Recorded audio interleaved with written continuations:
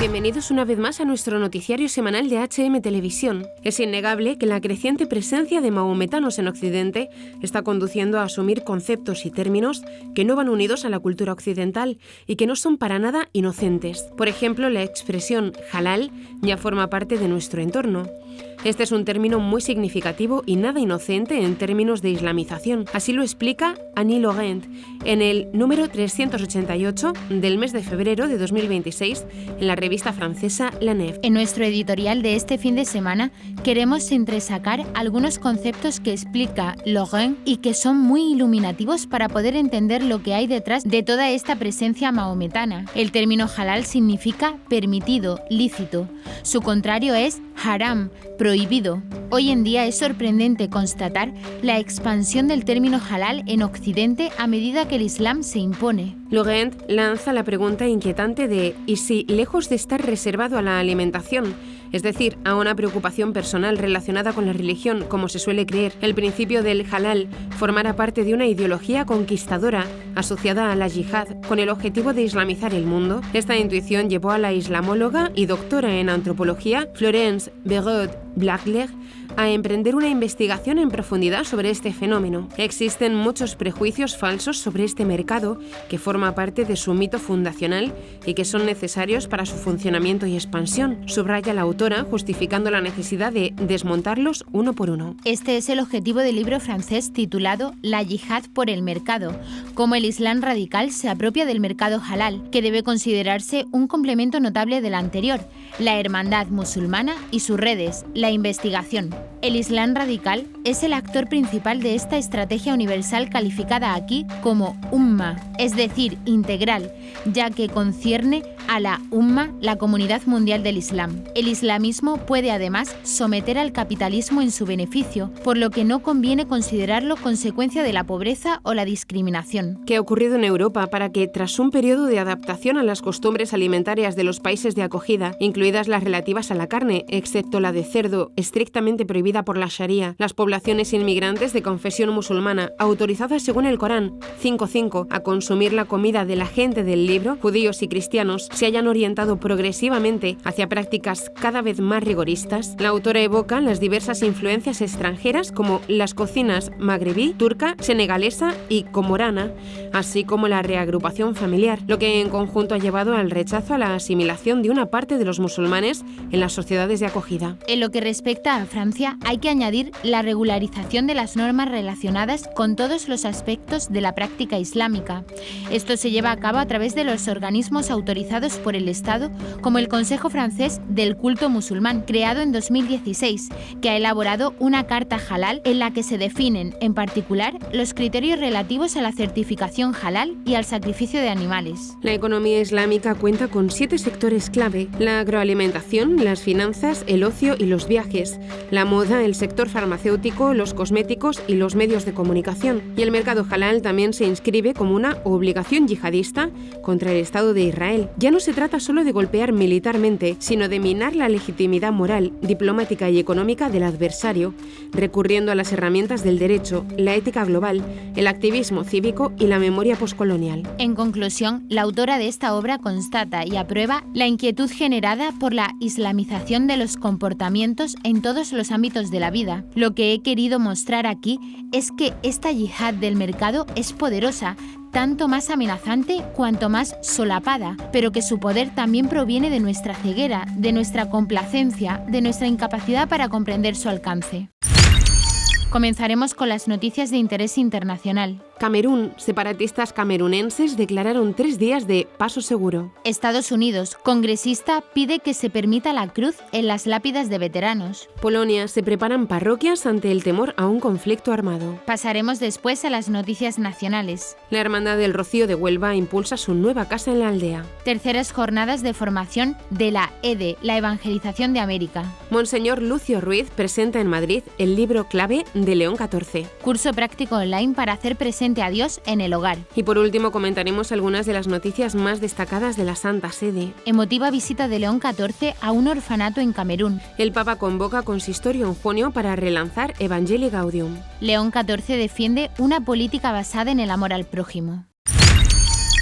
Los líderes separatistas de las regiones anglófonas de Camerún anunciaron una suspensión temporal de las hostilidades del 15 al 17 de abril para permitir la libre circulación durante la visita del Papa León XIV, afirmando que el viaje papal es un momento de gran importancia espiritual para las comunidades locales. En las regiones anglófonas del noroeste y suroeste del país, los separatistas armados luchan contra las fuerzas gubernamentales desde el 2017, en lo que se conoce como la crisis anglófona de Camerún. Bamenda, capital de la región noroeste de Camerún y uno de los epicentros del conflicto, alberga una numerosa población católica y se ha visto profundamente afectada por años de violencia, desplazamiento y trastornos económicos vinculados a la crisis. En un comunicado de prensa publicado el 13 de abril, el portavoz del Consejo de Gobierno de Ambazonia, Lucas Asu, declaró que la Unity Alliance, en estrecha consulta con los comandantes de liberación ambazonianos en todo el territorio, acordaron que en reconocimiento de la profunda importancia espiritual de esta visita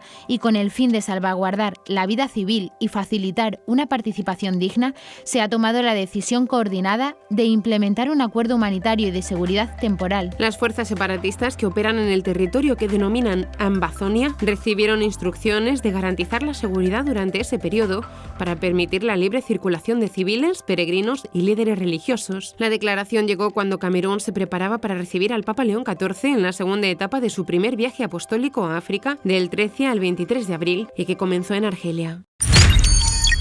El representante Greg Steube, republicano por Florida, está instando al Departamento de Asuntos de los Veteranos a añadir los crucifijos a su lista de símbolos aceptables para las lápidas de veteranos en los cementerios nacionales de Estados Unidos, en la búsqueda de la libertad religiosa, tal como la garantiza la primera enmienda de nuestra Constitución. Instamos al Departamento de Asuntos de los Veteranos y a la Administración Nacional de Cementerios a ofrecer el crucifijo como un emblema de creencia elegible para su inscripción en las lápidas de los cementerios nacionales, escribió Steube en una carta del 10 de abril dirigida al secretario Douglas Collins del Departamento de Asuntos de los Veteranos de Estados Unidos y al subsecretario de Asuntos Conmemorativos Samuel Brown. Los veteranos y sus familiares más cercanos pueden elegir entre casi 100 emblemas diferentes que representan varios sistemas de creencias, señaló, indicando que entre los emblemas autorizados incluyen símbolos de varias denominaciones cristianas, así como símbolos judíos, musulmanes e hindúes, mientras que incluso los ateos, humanistas y wiccanos cuentan con un emblema de creencia elegible para su inscripción. Los veteranos católicos actualmente no tienen la opción de seleccionar un crucifijo, un emblema de creencia que representa con mayor precisión la fe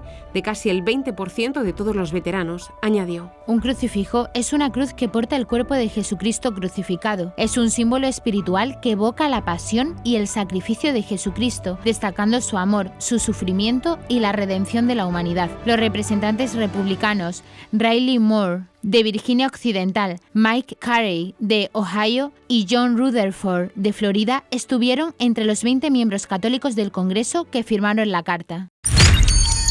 La Conferencia Episcopal Polaca colabora con las autoridades nacionales para elaborar un plan de acción ante un posible conflicto armado en respuesta a la creciente preocupación por la seguridad en la región. Esta iniciativa surge tras la 404 Asamblea Plenaria del Episcopado Polaco.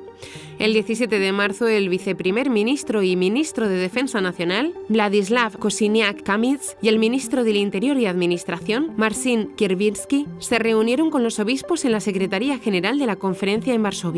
En una entrevista concedida el 7 de abril a la agencia de prensa polaca, el presidente del episcopado, Monseñor Tadeusz Bohda, afirmó que los preparativos responden a la preocupación generalizada por la inestabilidad regional. Existe el temor de que la guerra llegue a Polonia, lo cual es comprensible, declaró Monseñor Bohda. En el centro de esta iniciativa se encuentra un grupo de trabajo recientemente creado dentro de la Conferencia Episcopal, integrado por representantes de diversas instituciones, entre ellas Caritas Polonia. El grupo colabora con el Ministerio de Defensa Nacional y el Ministerio del Interior para desarrollar respuestas coordinadas ante situaciones de crisis. Según Monseñor Bohda, el plan incluye medidas para ayudar a la población civil, apoyar a los refugiados y garantizar el acceso a recursos esenciales como generadores, agua, suministros médicos y productos de higiene. Las autoridades gubernamentales indicaron que estos materiales se pondrían a disposición de las parroquias en caso de emergencia nacional.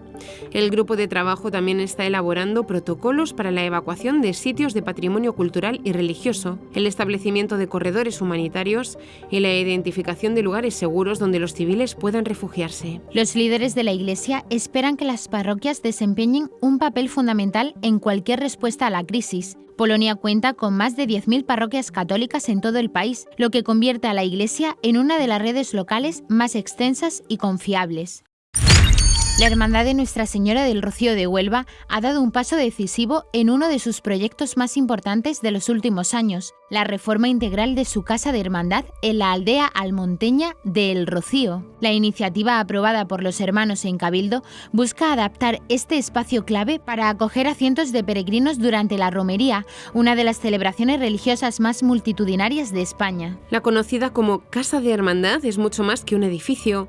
Se trata del lugar donde los miembros de la hermandad, una de las más numerosas y representativas del país, se alojan, organizan y conviven durante los días de peregrinación. En el caso de Huelva, este inmueble tiene un valor simbólico añadido, ya que actúa como punto de encuentro para los rocieros de la capital onubense y como centro logístico durante el camino. En la misma asamblea, la hermandad celebró elecciones para designar al hermano mayor de la romería de 2027. Los resultados reflejaron un respaldo claro a Miguel Ángel Flores, que obtuvo 912 votos frente a los 275 logrados por Lorenzo López. En total se registraron 1.234 votos emitidos, con 38 en blanco y 9 nulos, en una jornada marcada por una alta participación de los hermanos. Tras su elección, Miguel Ángel Flores asumirá la responsabilidad de encabezar a la hermandad en una de las romerías más señaladas del calendario, con el compromiso de mantener las tradiciones y reforzar la organización del camino. En paralelo, la Hermandad del Rocío de Huelva ha avanzado en los preparativos de la próxima peregrinación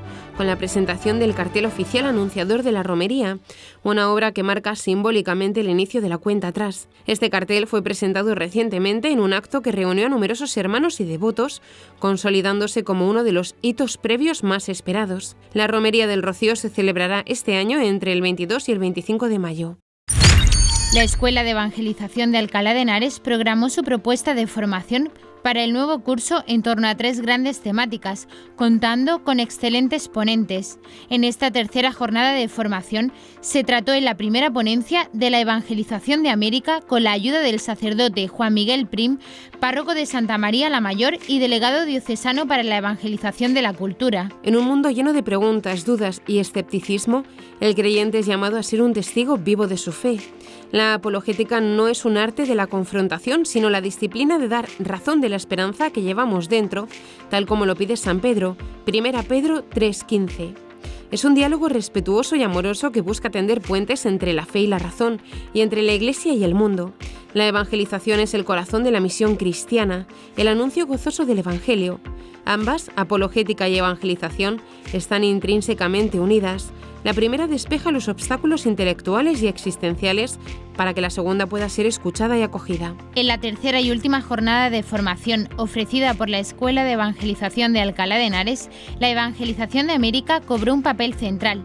La historia de la evangelización de América es un campo de batalla en el debate actual, a menudo reducida a una narrativa de opresión, despojo y violencia.